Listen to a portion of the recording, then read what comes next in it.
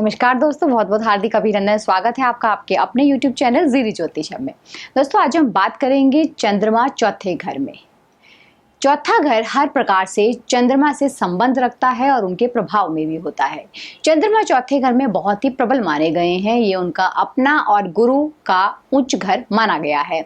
तो क्या यहाँ पर चंद्रमा हमेशा ही उत्तम फल देंगे या फिर यहाँ पर भी खराबी करते हैं? आज हम इसी पर चर्चा करेंगे। सारी हमारी डिस्कशन इसी पे रहेगी। बट उससे पहले अगर आपने अभी तक हमारे चैनल को सब्सक्राइब नहीं किया है तो प्लीज हमारे चैनल को सब्सक्राइब करें, सामने बेल आइकन जरूर पुश करें ताकि हमारे द्वारा जितनी भी वीडियोस अपलोड हो उनका नोटिफिकेशन आपको टाइम टू टाइम मिलता रहे और ज्यादा से ज्यादा हम लोग आपके साथ नॉलेज को शेयर करते रहें।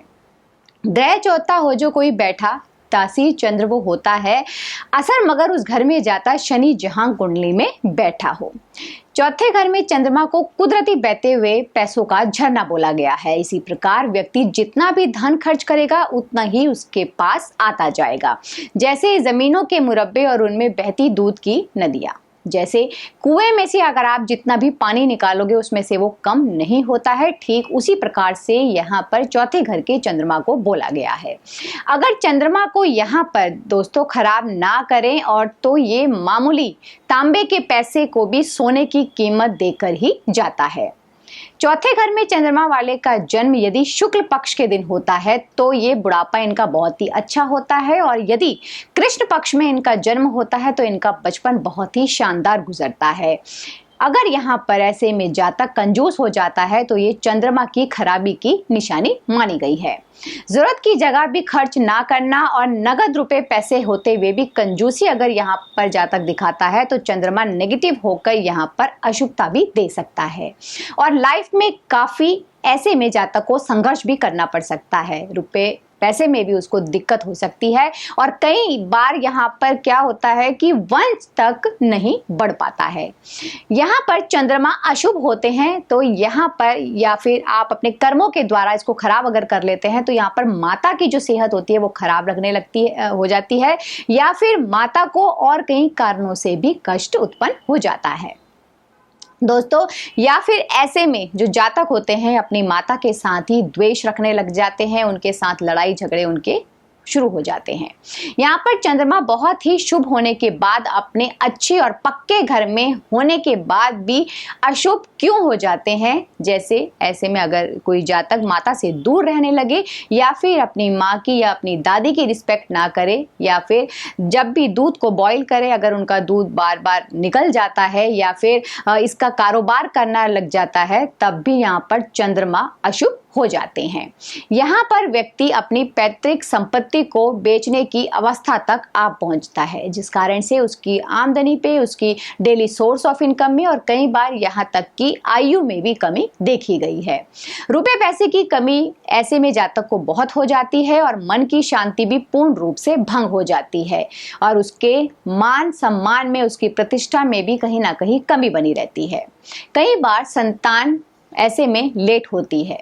अगर इसी वक्त जब चंद्रमा 4th में हो और गुरु 10th में होते हैं तो व्यक्ति दूसरों का भला करना भी ऐसे में जातक को बहुत ही महंगा पड़ता है और काफी ऐसे में उसको नुकसान भी उठाना पड़ता है और कई बार उसी के ऊपर एलिगेशंस भी लग जाते हैं।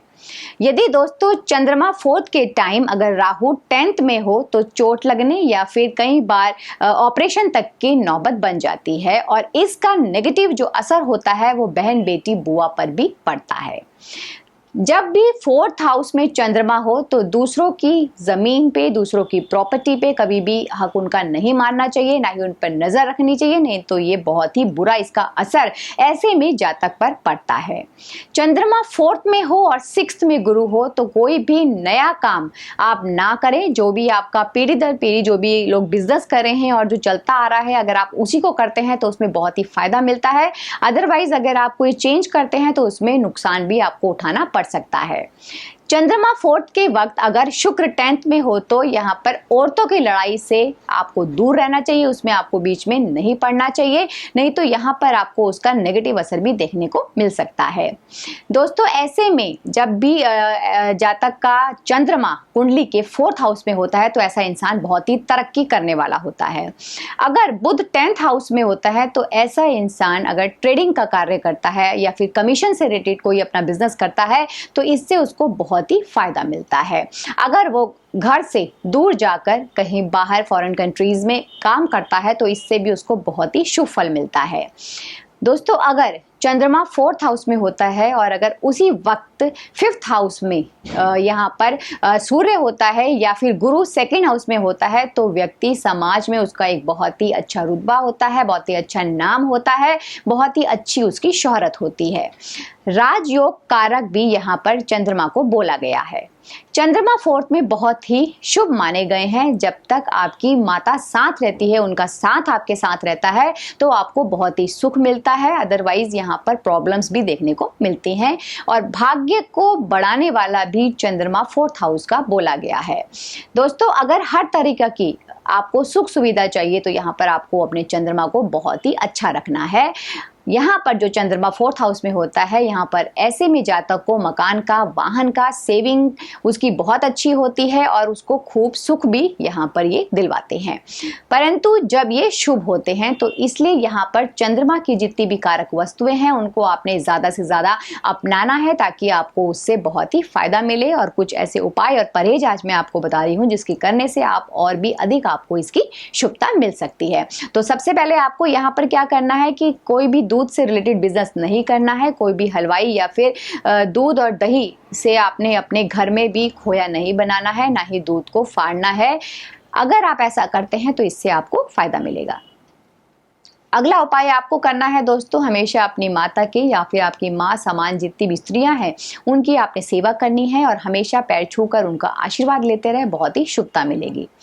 कभी भी आपने कंजूसी नहीं करनी है। अगला उपाय आपने करना है, अगर आप कोई भी शुभ कार्य करते हैं, जब भी कोई शुभ कार्य करें उससे करने से पहले एक मिट्टी के पात्र में आप हमेशा दूध भरकर अपने घर पे रखें, इससे आपको बहुत ही अच्छा फायदा मिलेगा।